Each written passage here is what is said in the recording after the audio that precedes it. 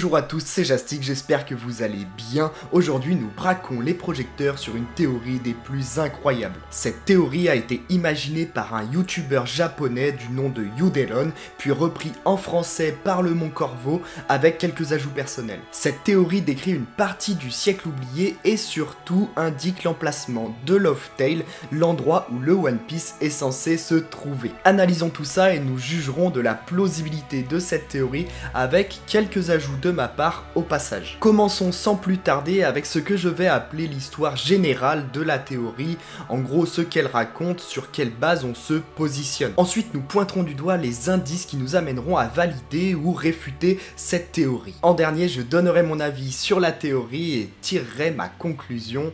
Intro faite, c'est parti.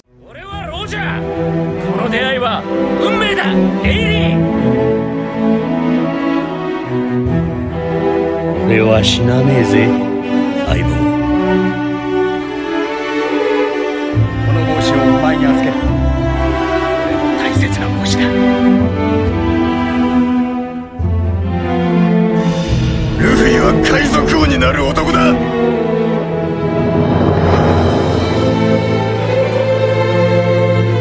海賊王になる男だ。 Tout commence sur l'île de Jaya, une île initialement en forme de crâne. Un peuple venu de la Lune à la technologie avancée vint s'installer sur l'île et fonda deux cités.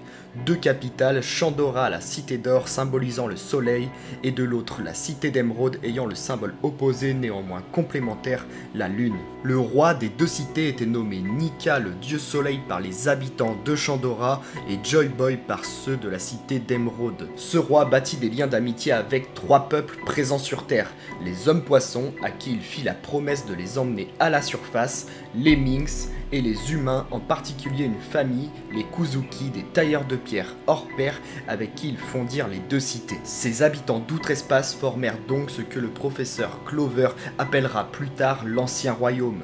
Une coalition de 20 royaumes vit le jour contre l'Ancien Royaume dû à la peur de l'utilisation des armes antiques en leur possession. Cette guerre qui débute fut remportée par la coalition, c'est ainsi que le gouvernement mondial vint au monde. Les familles de l'Ancien Royaume rescapées cacheront par la suite la singularité présente dans leur nom, un Di.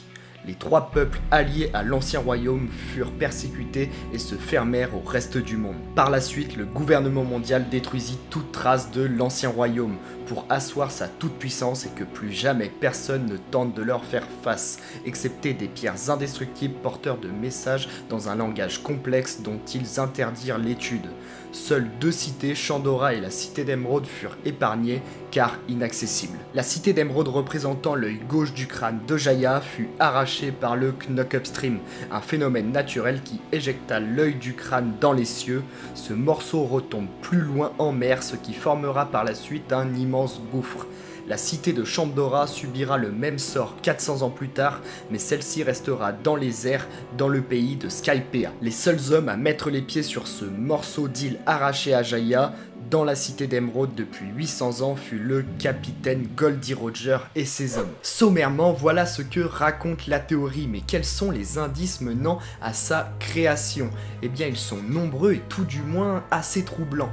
Donc on va les étudier et, si on le peut, en rajouter. On commence avec le titre du manga One Piece. Il pourrait référer au morceau de l'île de Jaya arraché par le Knock Upstream. Ça voudrait dire que One Piece est égal morceau de l'île de Jaya. Ça prendrait tout son sens. Bon, One Piece reste un terme assez générique, il est très facile de lui coller une étiquette, mais il fallait quand même le noter. Ne vous inquiétez pas, le meilleur arrive. Déjà plus déroutant, les personnages étant amochés à un œil le sont toujours à l'œil gauche, comme Jaya s'étant fait arracher son œil gauche. On peut citer de nombreux exemples, par exemple Luffy qui s'est fait sa cicatrice lui-même, mais aussi Zoro, Rayleigh, Garp, Pedro, Shanks, d'autres encore moins rattachés à l'histoire principale du manga, Hildon, Nekomamushi, Jabura, le baron de l'œuf, et j'en passe. Deux tatouages à l'œil gauche pour des personnages intéressants dans la théorie, dans les personnages de Dragon et Wiper. On découvre Ajaya, le joli Roger de Doflamingo pour la première fois, et il se trouve qu'il possède un œil gauche barré. Ce n'est pas fini sur la couverture du tome 27, le tome où l'équipage des Mugiwara découvre la véritable forme de Jaya. On peut voir Luffy avec l'œil gauche fermé, une pose qu'il ne retrouve nulle part dans le manga. J'ai cherché des contre-exemples et je n'en ai pas trouvé. Bon, j'en ai trouvé 3, un sur le personnage de Crackers, un autre sur le mec de la marine qui a le fruit des baies, et un random. C'est des personnages qui restent très peu intéressants en ce qui concerne la théorie sur l'emplacement du One Piece, mais il fallait quand même les relever. Masaka.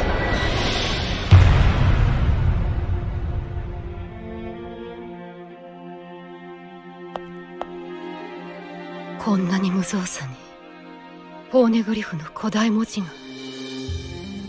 この文字を伝えるのはポーネグリフを作った人々のほかいないはず。真意の心に口を閉ざせ。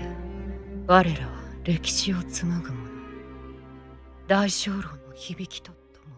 Une caractéristique de la cité de Chandora plutôt provocante est de posséder des poneglyphes pas seulement sur une pierre indestructible, mais aussi sur les murs de la cité, comme écriture de base pour le peuple qui habitait cet endroit jadis. Robin y lit « Gardez la vérité à l'esprit et la bouche scellée. Nous sommes ceux qui tissent l'histoire au fil du temps passé et au son du grand clocher de Chandora. » Un petit ajout de ma part, partant du principe que la théorie est vraie, cela voudrait dire que les poneglyphes ont été construits ici, sur Jaya, et qu'ils ont été éparpillés par la suite. Et de tous les poneglyphes que l'on connaît, le seul entre guillemets indéplaçable, car incrusté dans l'or de la cloche, est celui de Chandora. Tous les autres sont simplement posés là, Alabasta, Île des Hommes Poissons, Whole Cake, Wano Kuni, ils sont tous movibles facilement, contrairement à celui de Skypiea. Nous savons que les Kuzuki sont ceux qui ont taillé les poneglyphes. Ils habitaient donc à Jaya et ont dû fuir pour aller au Wano qu'on connaît, créé tout récemment par Oz le tireur de continents. Wano était appelé le pays doré avant d'être renommé le pays de l'harmonie. Ils ont pu amener de l'or de Chandora, tout coïncide.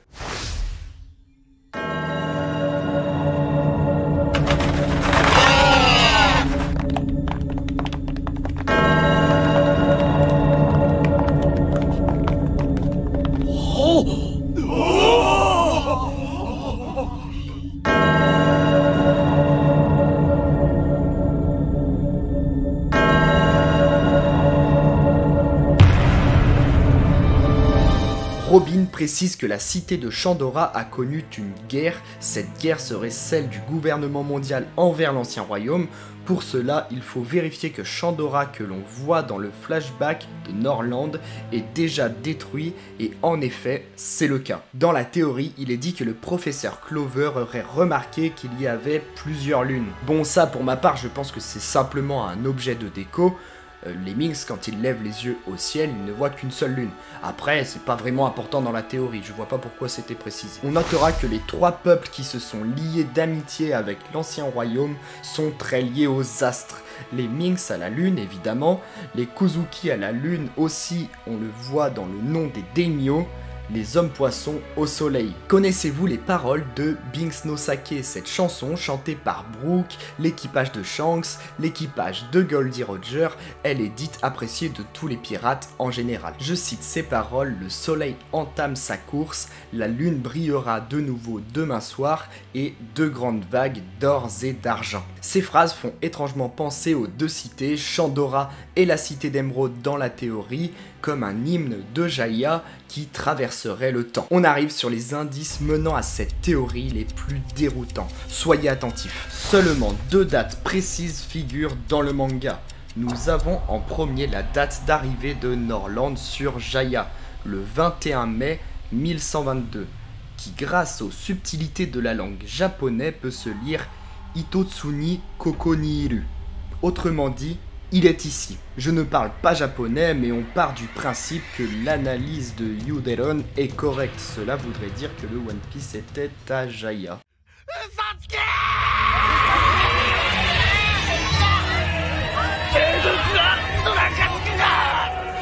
Sasuke